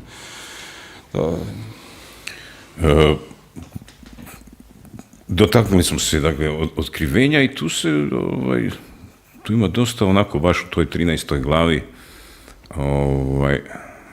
onako jezivih proricanja, ne, kaže, kip zvijeri progovori i poubija sve koji se god ne klanjaju kipu zvijeri. I ona postiže da se svima malima i velikima, bogatima, slobodnjacima, roba udari žig na desnicu ili na čelo, da nitko ne mogne kupovati ili prodavati ako ne nosi žig zvijeri. Dakle, to ste već komentirali, žig zvijeri. Ali ovo ranije, da će pobijati sve oni koji se ne klanjaju kipu zvijeri. To je jako zanimljivo. Pa to treba tumačiti kroz Isusovo evanđelje. Ko izgubi svoj život radi mene, taj će ga sačuvati. Dakle, uopće se ne treba bojati materialističke smrti. To nema straha nikakvoga. To dobro i piše u knjizi Otkrivenja, jer ideja je pobit, kao u svim carstvima, kao što sam rekao i ranije, u svim carstvima carstva, kad jedno carstvo osvoji drugo, jedan dio stanovništva pobije, potamani, a drugi dio porobi. Tko je danas ta zvijer? Možemo li detektirati? Kažem, sve počinje od samog zla, od palog anđela. To je korijen svih zala, koje pronalazi slabosti u ljudima, a čovjek je slabi. Koji oblik danas ima ta zvijer? Možete li detektirati ili... Kažem, duhovni entitet zauzima ljudsko obličje, što mi znamo, još jedan ponavljam, iz svojih narodnih predaja, znamo i iz vjerskih knjiga, znamo i iz iskustava naših. Dakle, duhovni entitet uvijek može zauzeti, a uz čovjekov pristanak, bez čovjekovog pristanka ništa ne može napraviti. Uz čovjekov pristanak ga može postupno početi zarobljavati. Kako izgleda? Ja mislim da recimo neki ljudi u velikoj svjetskoj politici su obličje u kojem postoji u cijelosti duhovni entitet samog zla. I mislim da ih ima dosta u visokoj politici ili u krugovima visokih medija na globalnoj sceni. Ne. Pogotovo neću imenovati ljude. Ne mogu više, to više nisu ljudi u biti. Ljudi, kad čovjek postane skroz zarobljen zlom, to više nije čovjek. Ne. To je entitet doslovno zarobljen. Jesu mi to neke globalističke vladajuće strukture, financijski krugovi? Da, oligarsi veliki, gledajte, vi vidite neke ljude koji doslovno uživaju u zabijanju igle u dječju venu. I smiju se tome, uživaju u tome. Dakle, to više nije čovjek. To je neko ko je potpuno zarobljen zlom. Potpuno. U njemu više nema ni traga ljudskosti. Ima još jedna jako važna stvar, što mislim da je vidim da opterećuje mnoge moje kolege, a to je trčanje za spašavanjem tuđih duša. Drugi ljude možeš suportirati, možeš im biti nekakva podrška, možeš biti uz njih, ali ne možeš trčati s njima da bi ih spasio. Tu mi je tako jasna slika Lotove žene nakon propasti Sodoma i Gomore, gdje Bog jasno kaže njima da će uništiti zbog razvrata Sodomu i Gomoru, a oni neka idu i neka se ne okreću. Oni krenu, a Lotova žena se okrene. Ona se obazre sa namjerom da spasi nečiju dušu tamo koja je ostala. I nažalost izgubila svoju dušu. Trčanje za spas tuđe duše vodi do gubitka svoje vlastite duše. Toga nema, morate pustiti ljude, Bože moj. Zar se nije ona okrenula da pogleda iza sebe? Ona se okrenula, ali Bog je rekao nemoj se obazirati. Da, anđeo je on je rekao. Da, nemoj se obazirati. A ona se nažalost okrenula. Ne. I to je jasna slika. Kako su u cijeloj toj situaciji snalazi crkva i duhovne institucije na kojima možda veća odgovornost za ovakve izazove? Koliko su svjesni toga što se događa? Crkva već 2000 godina ne vodi ljude vjeri. Ona vodi ljude u poslušnost svećeništvu, a ne vjeri. Prva zadaća crkve je, nažalost, postala to da postanete poslušni vašem župniku ili nekakvom vašem svećeniku ili nečem što nije zadaća crkve. Zadaća crkve je da ona uči ljude da širi Isusov nauk i da širi radosnu vijest, a ne da gura ljude u apsolutni posluh svećeniku kojem ne smiješ ništa reći i moraš ga o svemu slušati. Zapravo su napravili stožer puno ranije. Ovaj naš stožer je zapravo slika crkvenih struktura koje postoje već godinama, koji njeguju autokraciju kompletno, tako da je crkva zastranila već davno. Ovo sad sa Papom Franjom je skroz pala, tu više nema povratka. Mislim da se crkva raspala kompletno. Više nema, osim pojedinih svećenika koji, hvala Bogu, mi imamo i u Hrvatskoj, koji pojedinačno nastupaju kao nekakvi svjetionici, luč ona koja i sol svijeta koja još uvijek, hvala Bogu, postoji, ali kao struktura je izgubila potpuno kredibilitet. Jeste li možda čitali pisma nadbiskupa Vigano? Da, jesam, to smo komentirali prošli puta, pa da on je jasno... Pa nastavio. Da, naravno, čovjek je snažan, on je autentični vjernik i on se ne boje nikoga, pogotovo ne pape, nema razloga da ga se boje. Pravi vjernik se boji samo Boga. I to je dar Božji, strah Božji je dar Božji. To ljudima zvuči paradoksalno, ali zaista je to da se redom u tumačenje svega toga. Zar nije tu, dakle, ulaz, ako se, dakle, trebalo bi slušati svećenike, biskupe, pape, ako se ne sluša, ako se ide u protivljenje onome što govori papa, zar nije to onda već ulazak u oholost, jer je to neposluh? Obaveza je neposluh kad je druga strana u grijehu. Ne treba slušati nikoga ako griješi. Dakle, ako je papa ili nekakav svećenik ili nadbiskup ili nešto mene tjera na grijeh, moja obaveza je da ga ne slušam, jer ja moram slušati Boga. Kažem, to je indoktrinacija crkve koja gura ljude u poslušnost svećeništvu, što nije zadaća crkve. Zadaća crkve je da širi crkveni nauk i da širi Isusov nauk i da širi vjeru, a ne da širi samu sebe, odnosno svoje svećenike kao da su oni bogovi. Vjernik ne smije slušati svećenika ako svećenik griješi. Ja sam recimo bio jako aktivan u crkvi i ja sam se stalno svađao sa svećenicima. To je bilo sukob, na kraju sam morao izaći iz svih tih struktura ili na neki način koliko su me ja sam vidio strašno puno svega, baš da ne idem sad, ali vidio sam sve što se sve najgore što možete sam misliti sam vidio i o ničem nisam šutio, sve sam im govorio. I naravno da sam zbog toga stradao. Mislim, uvjetno rečeno sam stradao. Nisam stradao jer meni se ništa ne može dogovoriti jer sam se kao čovjek sačuvao i do svoje duše sam sačuvao, nisam u takvim stvarima htio sudjelovati, nisam htio njima šutiti. To nema uopće govora. Dakle, nije moja zadaća da šutim i da porupim, jer šutnja je isto grijeh, to je grijeh propusta, da porupim nekakva ponašanja koja su krajnje nemoralna. Ne dolazi u obzir uopće. Dakle, nisam ja tu da bi kimao glavom bilo kome, bio to papa, bio župnik, bio predsjednik, nikome. Ja sam suveren, autentično, ljudsko, slobodno biće koje je Bog stvorio. Hvala Bogu i govorim jedino Bogu, nikom drugom. Da. Pa dobro, evo ja sam upoznao puno i svećenika i danas i poznajem, pa ima svega, mogli bi reći. Ima i dobrih i loših koji onako svjedoče to što govore, a ima oni koji su možda malo manje autentični s obzirom na te riječi koje propovijedaju.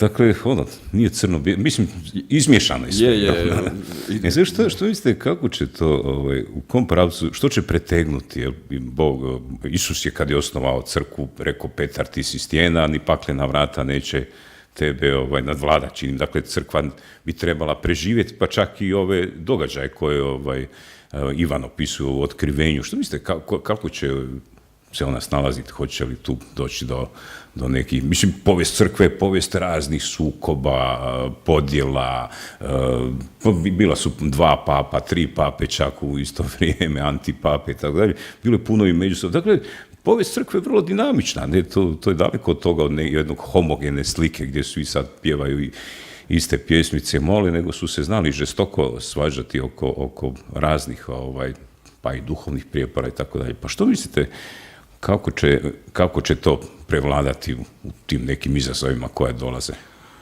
Pa službena crkva mislim da je potpuno nebitna. Dakle, da li će ona biti kompletno uništena ili će ostati sačuvana, a ako bude sačuvana onda mora biti sačuvana u duhu. Službena crkva nije ključ. Ključ je čovjek. Čovjek se treba sačuvati, a ne struktura. Dakle, struktura je uvijek nešto što je neživo. Nećemo čuvati nešto što je neživo, nego ćemo čuvati živo. Dakle, Isus je živa voda, živa riječ. Dakle, mi se opterećujemo s tim kako će ostati crkva ili kako će ostati država, a ne opterećujemo što će biti sa živi. Pa ko će živjeti u toj državi ako potamanimo sve ljude? Ko će biti vjernik u toj crkvi ako smo potamanili sve ljude? Ako više nema duha u tim ljudima, ako nema više duše. Dakle, zaboravimo strukture, zaboravimo nekakve bilo kakve umjetne entitete. Mi se moramo vratiti u živo, jer Bog je stvorio živo. To je živo rođeno sve. A mi smo se orijentirali na to, nama je puno važnije sačuvati, ne znam, nekakvu mjesnu zajednicu ili nekakvu državu umjesto duha i duše. To potpuno smo zabrazdili, to je totalno krivo. Ne? Da.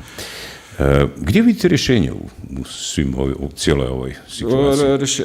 Rješenje vidim mislim možda najvažnijoj prispodobi u evanđelju za ovo vrijeme. Za mene je to jedna od najvažnijih prispodoba u evanđelju za ovo vrijeme, a to je Isusova kušnja u pustinji koju sam spomenuo i prošli puta sebi možda malo raširio to. Ovo je vrijeme ucjene i vrijeme prisile, to vidimo. Dakle, nema COVID potvrde, nema maske, ne možeš kupiti kruh, ne možeš u dućan, ništa ne možeš. Dakle, to je jedna stvar koju je Isus isto prolazio. Dakle, sve što mi prolazimo je Isus već prošao i on je sve to pobjedio. Kao što je on to pobjedio, tako možemo i mi, jer smo po njemu uskrišeni, čemu nastojimo biti. Ne? Pokazao nam je smjernice u svemu tome. Dakle, u toj kušnji u pustinji njemu prilazi Sotona i sad mu ucjenjuje ga. Ne? Evo ti ovo, ako mi se pokloniš, daću ti, ne znam, tu šta god treba, sva blaga svijeta. Isus sve to odbija, ali vam je ključno to. Gdje se to događa? To se događa u pustinji. Pazite, pustinja je mjesto na kojem nema vode, nema hrane i nema ljudi. I to vam je slika. Dakle, Isus je odbio, sve odbio i pristao na to da bude bez vode, bez hrane i bez ljudi. A za mene je Isus put, istina i život. I meni je to tako jasna slika. Ničim me ne možeš ucijeniti. Ničim. Ni nešto neću pristati. Ako me ucijenjuješ vodom, neću vodu. Ako me ucijenjuješ hranom, neću hranu. Ne moram biti ni u kakvom socijalnom kontaktu. Ničim me ne možeš ucijeniti. Odstupi, kraj priče. I tako da mislim da je to slika koja ostaje i to je put, istina i život. Riješeno.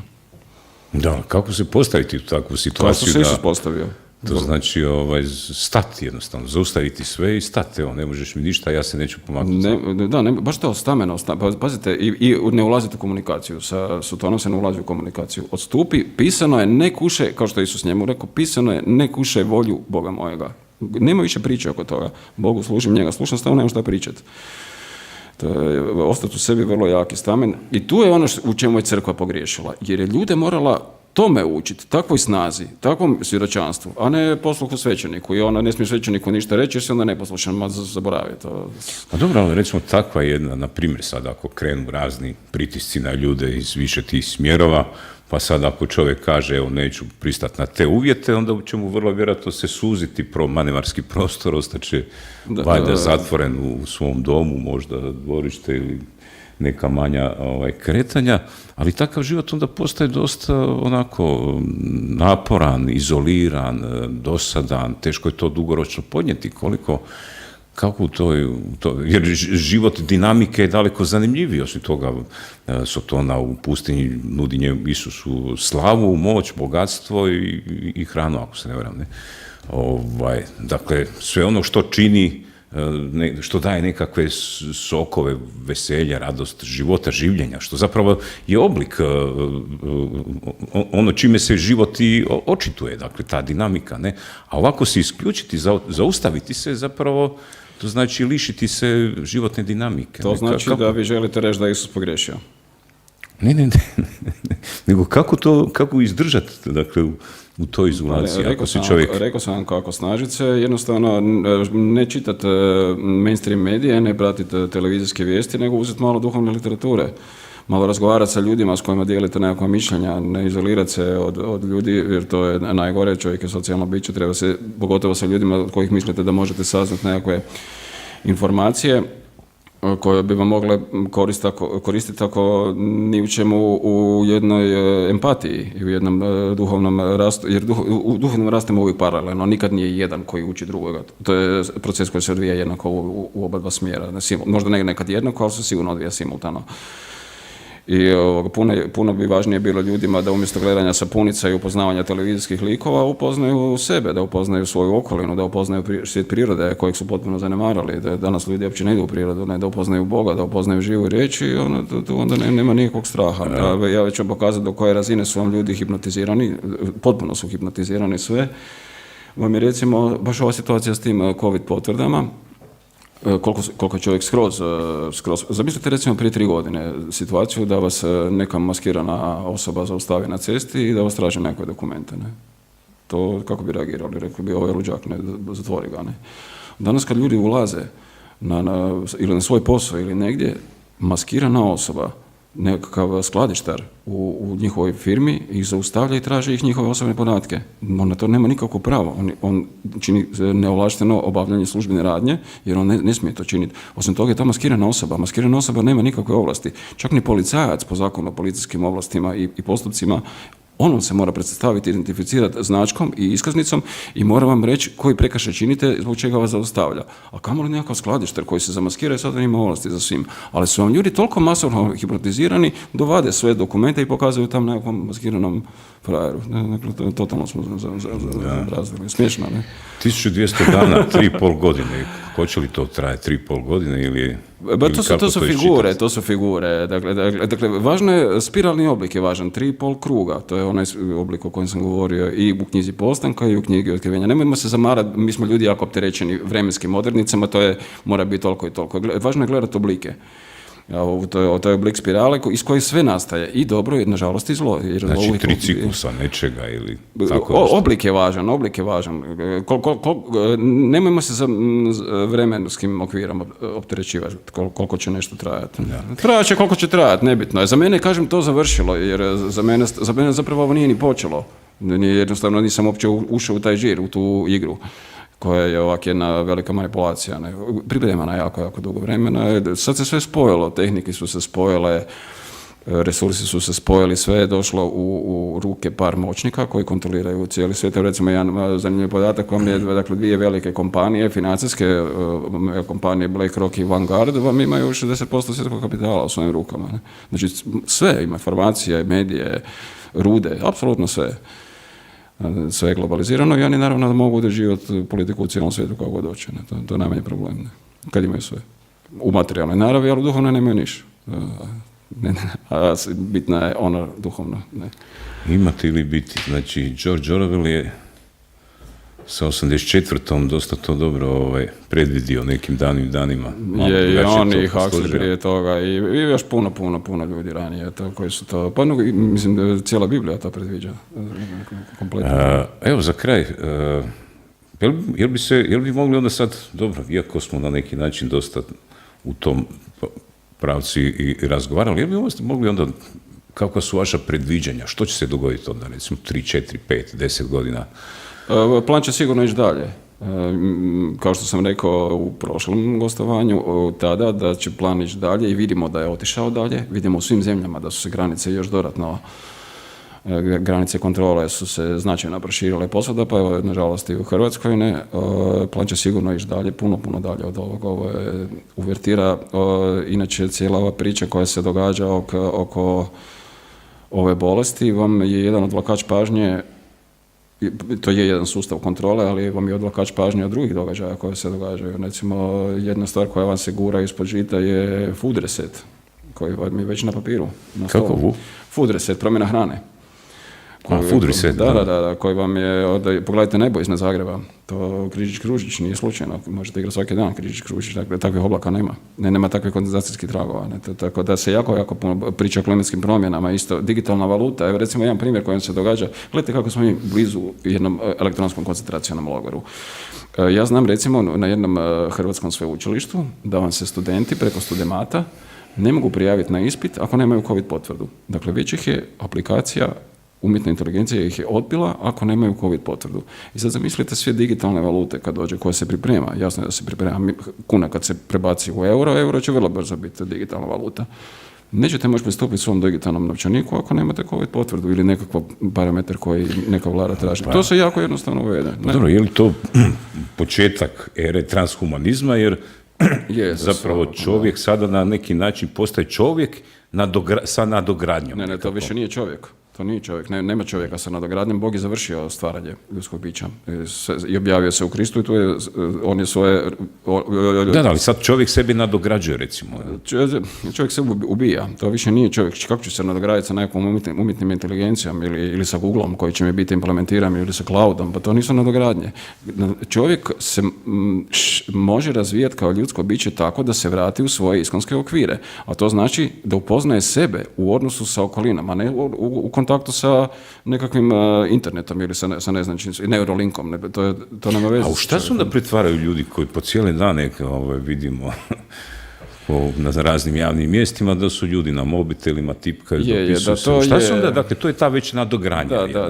U šta se onda ljudi pretvaraju? Ne, to nije nadogradnja. Ja nisam pristaša da je to nadogradnja. Mislim da je to razgradnja, čak mislim da je to ubijanje ljudskosti, a ne nadogradnja. Nadogradnja, mi reći nadogradnja je malo inače ovak dvojbena, jer bilo bi dobro da se čovjek širi kao biće.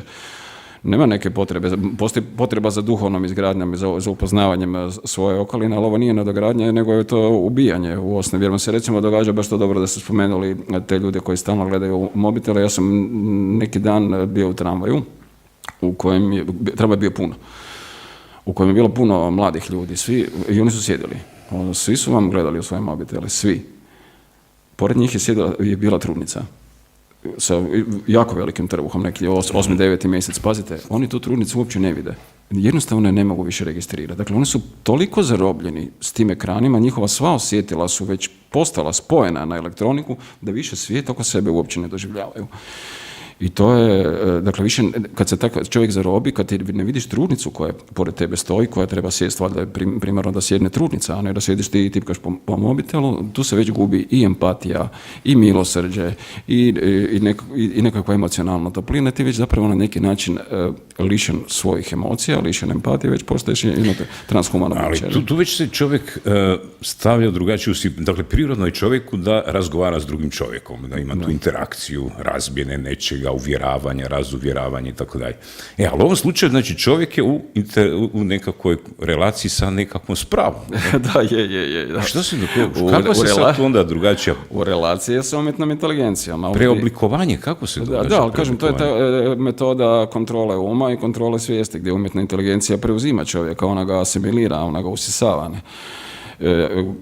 Njuši ljudske slabosti, implementiramo glupe sadržaje, implementiramo sapunice, vabi ga da se bavi nebitnim umjesto da se bavi bitnim. I čovjek na to pada. Ali imate jednu stvar gdje vidite da sve ide, svi političari vam idu u isti koš. Kažem, neki pokušavaju reći nešto protiv ovih odluka, ali se ponašaju jednako. Recimo, jedna izjava predsjednika Milanovića od prošle godine iz 5. mjeseca, kad je posjetio fakultet elektronike i računarstva ovdje kod nas u Zagrebu, gdje je rekao, otprilike ću citirati, ne mogu na pamet, naravno, pamtiti sve te njihove izjave, a nema ni potrebe. Rekao je, dolazi doba umjetne inteligencije i čovjek se mora prilagoditi umjetnoj inteligenciji. Dakle, to je, zamislite, to je jedan oblik ubijanja ljudske vrste. Nije čovjek taj koji se mora prilagoditi umjetnoj inteligenciji, nego je umjetna inteligencija ta koja treba služiti čovjeku. Kao što recimo i država treba služiti čovjeku, a nije država ta da vlada čovjekom. I kad idete u tom smjeru, kad kažete takvu izjavu da se čovjek treba prilagoditi umjetnoj inteligenciji, onda stavljate zapravo umjetnu inteligenciju iznad ljudske vrste, iznad svega živoga. Je li to ovaj kip zvijeri koji je oživio? Da, jer kažem, oni ne mogu funkcionirati entiteti kroz ništa osim kroz živo, kroz ljudska obličja. Jer oni jednostavno ne ide. I zato ga moraju zarobiti da bi opstali. To su paraziti u biti, to je oblik parazitizma. Opstajem jedino u tebi, inače me nema. A opstajem u tebi samo uz tvoj pristanak. To je čovjekova snaga. I to je ono genijalno što je Isus rekao. Da i ne. I tu vam se opet, ta slika je često ljudima nerazumljiva kad Isus govori da i ne. I kaže sve što je više od toga od zloga. I sad ljudi razumiju ovaj govor da i ne. Da ne bi trebao biti u sredini, jer su u sredini u principu licemjeri, mlakonje koji jedno govore, a drugo rade, treće misle. I takvi ljudi najviše, nažalost tako. Ali vam se opet veže na knjigu Postanka. Kaže da, ne. Sve što je više od toga od zloga je. Jer zmija kad se spušta, onda ona postavlja jedno jako, jako lukovo pitanje. Kaže, nije li vam čovjek rekao da je zabranjeno jesti sa svih stabala u vrtu? I sad kaže, to govori zmija Adamu i Evi. Nije li vam Bog rekao da je zabranjeno jesti sa svih stabala u vrtu? I sad čovjek treba odgovoriti ili da ili ne. Ali vam čovjek nažalost odgovara, samo se sa stabla spoznaje ne smije jest, a sa svih ostalih se smije jest. I tu ga već uvukao u priču. Dakle, da ili ne, sve što je više od toga od zloga. A čovjek je tada rekao više od toga i da, znači ne uči u raspravu. Ušao u raspravu, uvuku ga u raspravu. Dobro, ali sad sam mi malo... znači sad imamo tu razinu, sve te male sprave ili ovi kućni kompjuteri imaju tu neku razinu, brzinu procesora, količinu memorije, pa je sad to povezano 4G mreža, sad je 5G mreža, dakle sve se to još bitno umnožava. I sad koliko je tu omjer kada vidimo čovjek sprava, koliko tu ima čovjeka, koliko ima sprave i koliko treba, kada dolazi onaj trenutak kad sprava počinje biti dominantnija u odnosu na čovjeka. Gdje smo mi sada na tom?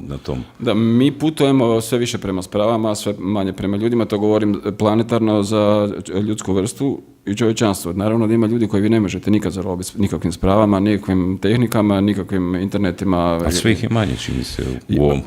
Gledajte, pisano je, vrlo malo ljudi će se spasiti. Vrlo malo ljudi će se čuvati duh. I to je normalno da je tako. To je tako. Uvijek je bilo mučenika malo, uvijek je bilo prosvjetljenih malo. Mislite da je to ta umjetna inteligencija, taj kip zvijeri koji oživi, učini neka čudesa, jel? Ma nije umjetna inteligencija, kažem, iza svega toga stoji sam Pali Anđeo. On je taj koji vodi sve, on je taj koji sve umjetno stvara, kopirajući sve prirodno. I kaže, prisiljava zemlju i pozivlja da se poklone prvoj zmjeri koja zacijeli ona rana, tako zavidi pozemljare koja je danu nazočnosti činiti, savjetuje da se naći kip zvijeri koji biješ udaren mač, ali preživi, dano je udahnuti život kipu zvijeri, te kip zvijeri progovori i poubija sve koji god se ne klanjaju kipu zvijeri. Da, to vam je recimo jedna slika slične naravi u filmu Odiseja od Stanleya Kubricka koji je snimljen još 1969. gdje astronauti putuju u svemir i u njihovom svemirskom brodu je računalo HAL, računalo umjetne inteligencije koje je njima pomagač u tom putu. Ali kako priča raste, na kraju filma taj HAL preuzme potpunu kontrolu nad njima i njima otkaže poslušnost i on postaje gospodar svega.